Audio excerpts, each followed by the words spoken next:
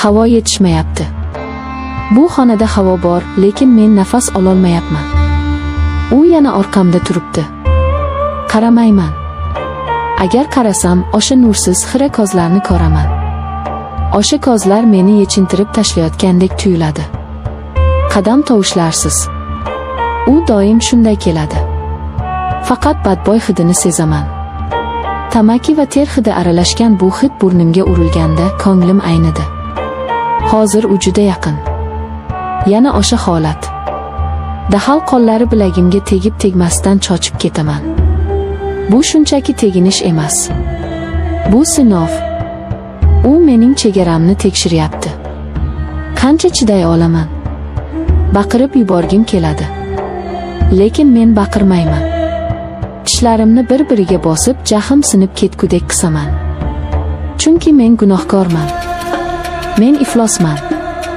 Hayolim yana 60 ga, o'sha begona xonadonga, oyimning mehmoni bilan bo'lgan kunlarga ketadi. O'shanda ham xuddi shunday jimlik edi. Oyim bozorga ketgandi. U esa oyimning sevgilisi meni tizzasiga o'tkazib sochlarimni silagandi. Uning qo'llari yumshoq edi, lekin niyati qora edi. Men qarshilik qilmagandim. Qo'rquvdanmi yoki o'sha paytda o'zimni kattalardek his qilishni xohlaganimdanmi? Uning o'pichlari oyimning lablaridagi pomada ta'mini eslatardi. Men oyimning o'rnini egallagandim. O'sha xiyonat, o'sha jirkanch sir meni ich-ichimdan kemirib keladi. Hozir bu odam, erimning otasi, xuddi o'sha eski gunohimning soyasi kabi meni ta'qib qilyapti. Uning barmog'i bilagimdan yuqoriga, tirsagim tomon sirg'alib o'tdi. Badanim muzlab qoldi, lekin ichimda olov yonardi. Nafrat olovi. U ataylab shunday qiladi. Go'yo tasodifan tekkandek, go'yo shunchaki yonimdan o'tayotgandek. Lekin tasodif bu qadar uzoq davom etmaydi. U qizim dedi past ovozda. Ovozida otalik mehri yo'q edi. Charchamadingmi? Bu savol emas. Bu taklif. Bu tahdid. Men javob bermadim. Ishimni davom ettirishga harakat qildim, lekin barmoqlarim menga bo'ysunmasdi. Uning qo'li endi yelkamga yaqinlashdi, u quchoqlamoqchi edi. Uning tanasi menga suyanib turardi. Bu yaqinlikdan ko'nglim aynirdi. Erim qayerda? U har doim kerak paytda yo'q bo'ladi. Yoki kor bo'lishni xohlaydi. Balki u ham biladi. Balki butun dunyo meni tomosha qilib ustimdan kulayotgandir. Mana onasining oynashiga kelin bo'lgan qiz endi qaynotasining o'yinchoqiga aylanmoqda deb pichirlashayotgandir. Qaynotamning qo'li belimga tushdi. Bu tasodif emas. Uning barmoqlari badanimga botib ketyapti. Men esa haykaldek qotib qolganman.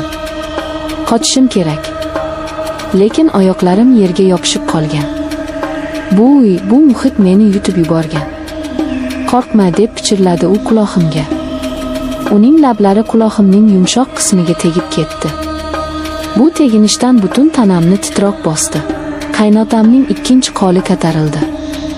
U endi meni to'liq quchoqlamoqchi. Men uning yuragini tez urishini eshityapman. U hayajonlanyapti. Bu uni zavqlantiryapti. Mening jimligim, mening qotib qolganim unga ruxsatdek tuyulyapti. Birdan ogirildim. U kutmagandi. Ko'zlarimiz to'qnashdi. Uning ko'zlarida qo'rquv yo'q, faqat shahvat va o'ziga ishonch bor. U meni hech kimga aytolmasligimni biladi. Kimga aytaman? Erimgami? U otasiga ishonadi. Ular meni ayblashadi. O'zi quyruq likillatgandir, deyishadi. Axir mening 60im bor. Oyisining oynashi bilan bo'lgan qizdan nima kutish mumkin? Nima qilyapsiz dedim, lekin ovozim o'zimga ham eshitilmadi. Bu shunchaki og'iz qimirlashi edi. U jilmaydi. Bu tabassum emas, bu yirtqichning tishlarini ko'rsatishi edi. Hech narsa dedi u qo'lini belimdan olmasdan. Barmoqlari yana harakatga tushdi, endi biroz pastroqqa siljidi. Shunchaki charchaganingni bildim. U yolg'on gapiryapti. U biladi. U mening qaltirayotganimni, ichimdagi baqiriqni his qilyapti. Va bu unga yoqyapti. Qaynotamning yuzi yaqinlashdi. U o'pmoqchi. Xuddi o'shanda yoshligimda bo'lganidek. Vaqt tushunchasi yo'qoldi. Men hozir ham o'sha yosh qizchaman, lekin endi bu iflosni asirasiman. Ikkala holatda ham men qurbonman. Qaynotamning lablari yuzimga tegdi. Sovuq va o'ta jirkanch. Men qimirlamasdim. Men o'likman. Tiriklar bunday azobga chiday olmaydi. Faqat o'liklargina indamay tura oladilar. U meni mahkam quchoqladi.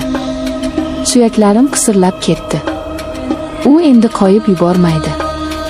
Uning nafasi mening nafasimga aralashib ketardi. Biz bitta iflos vujudga aylanib ketgandik.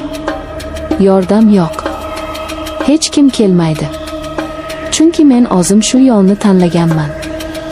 O'sha ilk bor oyimning sevgilisiga jilmayib qo'ygan kunimdayoq men o'z taqdirimga imzo chekkanman.